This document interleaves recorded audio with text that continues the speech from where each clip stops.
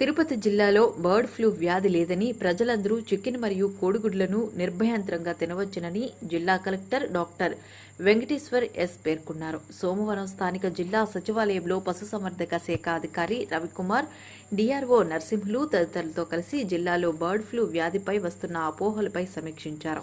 ఈ సందర్భంగా జిల్లా కలెక్టర్ మాట్లాడుతూ జిల్లాలో బర్డ్ ఫ్లూ వ్యాధి లేదని, బర్డ్ ఫ్లూపై వస్తున్న అపోహల కారణంగా పౌల్ట్రీ రైతులు నష్టపోతున్నారని, దీనిపై ప్రజల్లో అవగాహన తీసుకువచ్చేందుకు బైరాగి పట్టెడలోని శ్రీబాబు జగజ్జీవన్ రామ్ పార్క్ నందు చికెన్ మరియు కోడిగుడ్ల వినియోగంపై అవగాహన కార్యక్రమాన్ని ఏర్పాటు చేయడం జరిగిందన్నారు. పశుసంవర్ధక శాఖాధికారి రవికుమార్ మాట్లాడుతూ రాష్ట్రంలో పశ్చిమ గోదావరి జిల్లాలో బర్డ్ ఫ్లూ రావడంతో అక్కడ జిల్లాలోని ప్రజలు చికెన్ మరియు కోడిగుడ్లు తినడానికి భయపడడం జరిగిందని, మన జిల్లాలో ఎటువంటి బర్డ్ ఫ్లూ లేదని తెలిపారు.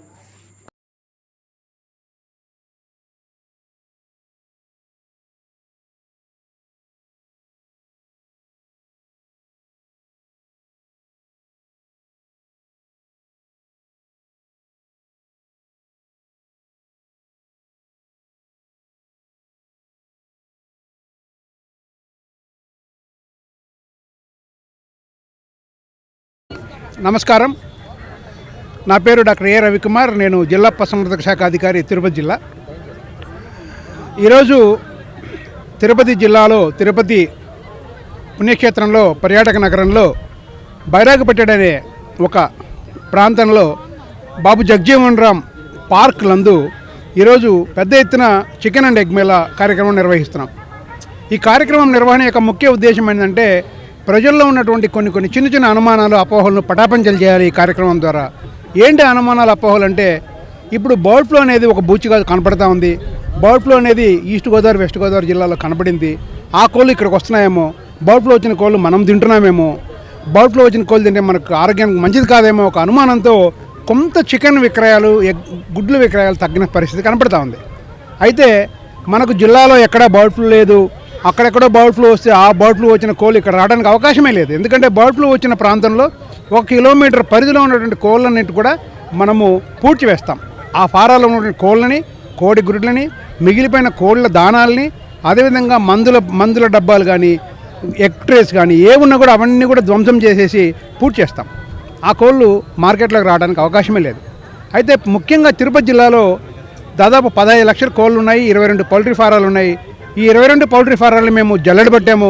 వ్యాధి ఆనవాళ్ళు ఎక్కడైనా ఉన్నాయా, వ్యాధి లక్షణాలు ఎక్కడైనా కోళ్ళలో కనపడుతున్నాయా అనేది కూడా మనము జల్లెడ పట్టాము. పశువైద్య సిబ్బంది అందరూ కూడా మా పరిశీలనలో ఎక్కడ కూడా జిల్లాలో బర్డ్ ఫ్లూ లేదు, అన్ని కోళ్ళు సంపూర్ణ ఆరోగ్యంతో ఉన్నాయని చెప్పేసి మనకు తేలింది. అయితే ఒకసారి చూసేసి వదిలేయకుండా ప్రతిరోజు ఒక డాక్టరు, ప్రతిరోజు ఒక కోళ్ళ ఫారం వంతున రోజు తనిఖీలు నిర్వహిస్తాము, ముమ్మరంగా చెక్ చేస్తాము. ఎక్కడ కూడా బర్డ్ ఫ్లూ అనవాలనేది మన జిల్లాలో లేదు. కాబట్టి ప్రజానీకం అంతా కూడా ఈ యొక్క అనుమానాలు, అపోహలకి తావివ్వకుండా చికెన్ తినండి. నేను కూడా ఇప్పుడు ఈ మేళాలో నాతో పాటు పౌల్ట్రీ ప్రముఖులు ఉన్నారు, ప్రీమియం హ్యాచరీస్ ఉన్నారు, బాలాజీ హ్యాచరీస్ ఉన్నారు, వెంకాబ్ ఉన్నారు. ఈ హ్యాచరీ ప్రముఖులందరూ కూడా నాతో పాటు అందరూ కూడా చికెన్ ఈరోజు తృప్తిగా తిన్నాం. ఎంత కమ్మగా ఉందో చికెన్ తింటా ఉంటే. నేను బర్డ్ ఫ్లూ వచ్చిన నేపథ్యంలో నేనైతే భయభ్రాంతులకు లోను కాలేదు.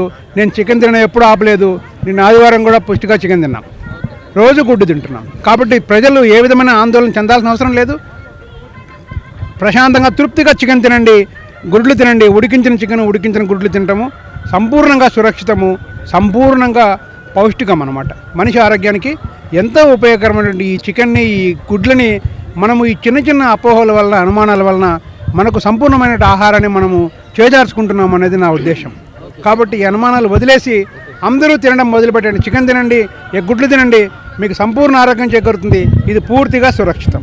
Thank you. ఈరోజు ఈ శిబిరానికి విశేషమైన స్పందన లభించింది. తిరుపతి ప్రజానీకము చాలామంది ఈ శిబిరానికి విచ్చేసినారు, తండోపతండాలుగా విచ్చేసినారు. 6 కౌంటర్లు పెట్టాము. ప్రతి కౌంటర్ కూడా క్రమశిక్షణతో క్యూ లైన్లో తిరుపతి ప్రజానీకము ఈ చికెన్ వంటకాలని ఆరగిస్తూ ఉన్నారు.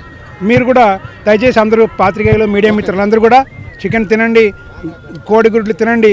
ఈ సమాచారాన్ని, సురక్షితము తినడం అనే సమాచారాన్ని సమాజానికి చేరవేయాలని చెప్పి మిమ్మల్ని అందరూ ప్రత్యేకంగా ప్రార్థిస్తా ఉన్నాను. Thank you.